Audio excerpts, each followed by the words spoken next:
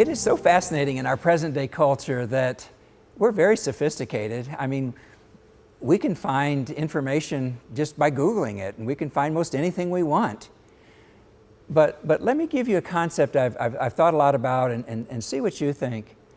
I don't think experience equals wisdom, and I especially would put it into the realm of sexuality. I don't think sexual experience equals wisdom. I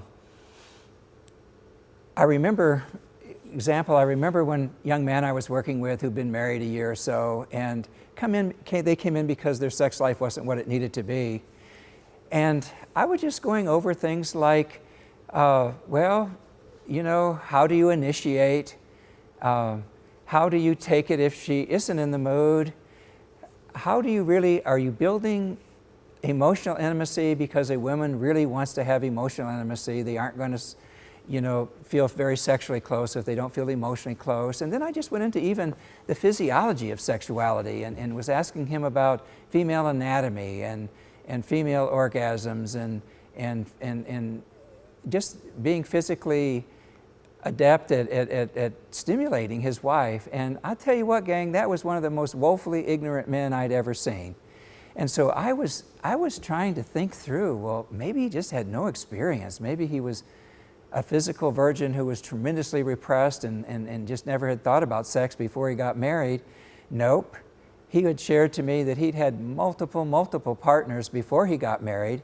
And it just, once again, made the point when I thought about it, wow, experience does not equal wisdom. And so I was thinking it through even more as from my Christian values standpoint, and I realized that God calls us to be inexperienced, that God really wants us to be involved with only one person, with our Adam, our Eve, with our husband, our wife. And so I was just thinking about my own sexual experience and how I've been married to my Kathy almost 30 years now, and how I've experienced no other woman besides her. We've set such good boundaries, and we have built, if I say so myself, a great sex life. But a lot of that sex life is built on my inexperience and my experience with only one woman, because everyone's unique, and I've had to learn her body and her psyche and her feminine psyche and really to work with it. So I'd encourage you to think about the idea that when you think through, oh my, I'm immature, I haven't had sexual experience, or if I don't have sexual experience, then I'm really going to be in trouble when I get married. No, inexperience usually, if you take the time to get healthy, godly wisdom, reading some good books, talking with some mentors, really thinking through sexuality, I think that can actually lead to a better sex life.